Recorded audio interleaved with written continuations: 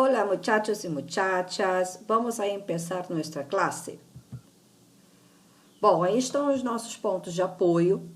Hoje, para a aula, acho que os mais úteis vão ser o Google Tradutor ou o Reverso. Vai lá, pega o livro e abre na página 44. La tauromaquia y el salto de la garrocha. Nuestro objetivo es comprender qué es la tauromaquia y qué relación tiene con la obra Salto de la Garrocha. Bom, antes vamos falar um pouquinho da tauromaquia.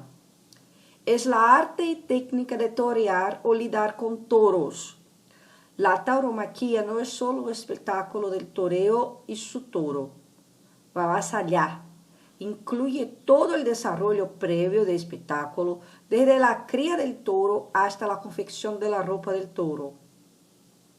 Ele ocurre en muchos países europeus, pero su influencia más fuerte fue en Espanha.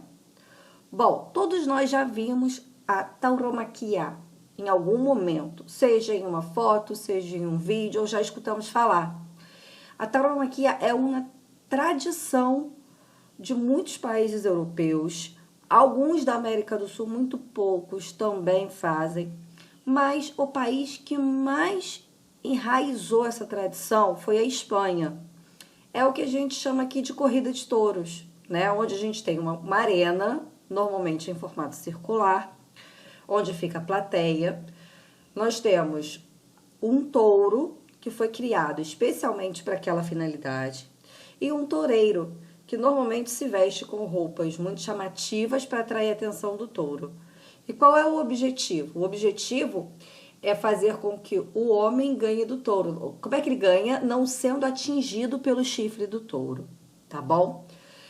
O que a gente quer ver aqui hoje é que a tauromaquia é um traço cultural, independente da sua opinião sobre a criação do touro, sobre as consequências dessa tradição.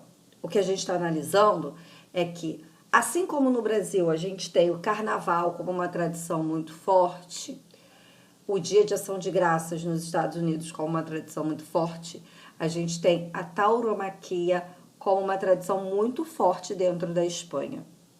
Então, os touros que participam dessa tradição, eles já nascem para isso, eles são criados para isso, eles são treinados para isso. Assim como o toureiro. Não é qualquer um que bota uma roupa, vai lá e trabalha como toureiro. Não, existe um curso, você tem que estar bem consciente das consequências, que pode ser até a morte, e saber lidar com o touro, tá? Porque apesar da arena ser muito grande, um ataque do touro, ele pode te deixar com arranhão, ele pode te deixar paraplégico ou ele pode te levar à morte, tá? Esse espetáculo, gente, ele é tão importante para a economia da Espanha que quando há os festivais e eles ocorrem em datas diferentes dentro do país, a cidade para. É um feriado no dia do festival. E ele acontece de formas diferentes em cada região. Tem região que no último dia soltam o boi na rua e a população vai para a rua. Tem regiões que essa tradição fica restrita à arena. Então ela não ocorre igualmente em todas as partes da Espanha. Mas para a economia espanhola é sim uma tradição muito importante. Ela movimenta toda uma parte da economia.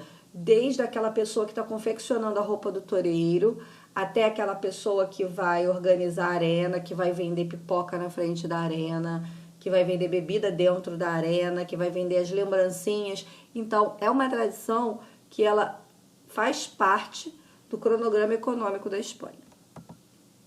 En Espanha, há concretamente 1.727 plazas de toros, o localidades en que existe o se instalaron alguna vez.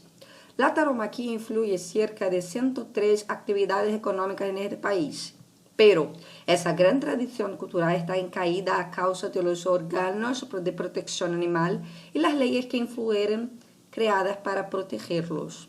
Então, ele é tão importante que na Espanha existe aproximadamente 1.727 locais especialistas na apresentação da tauromaquia. Sejam praças específicas para isso, né?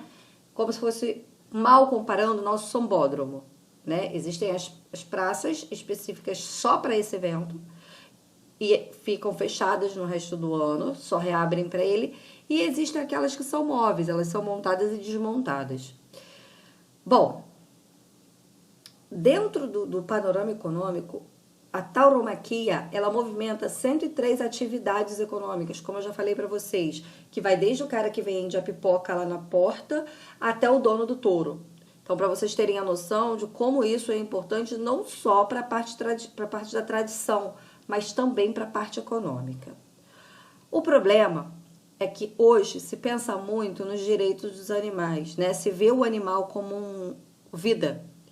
E aí, os órgãos de proteção animal conseguem muitas vezes barrar a apresentação dos toureiros.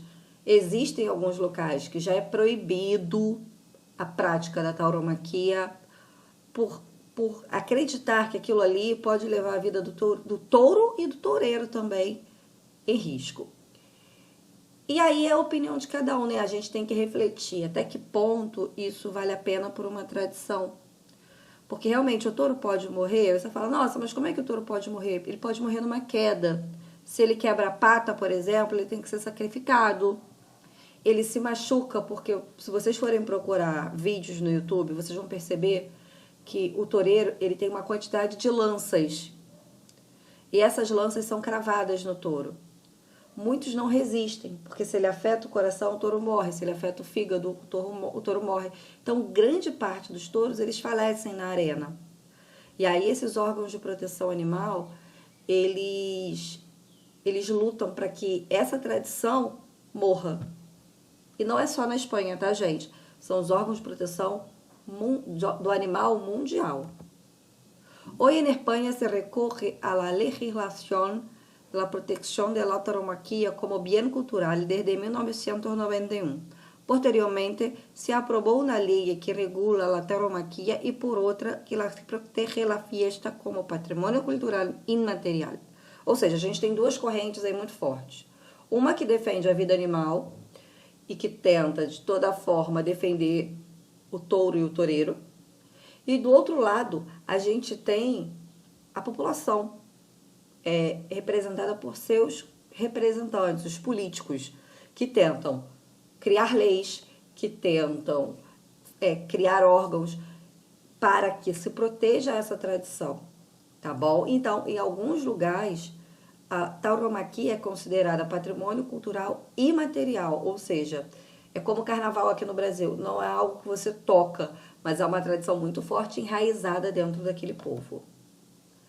En algunos lugares de España, esta tradición ya fuera prohibida por considerarla un maltrato a los animales.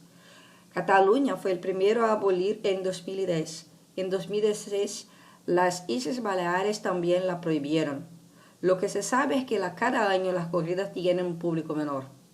Ou seja, o primeiro lugar da Espanha a proibir essa tradição foi a Catalunha, em 2010.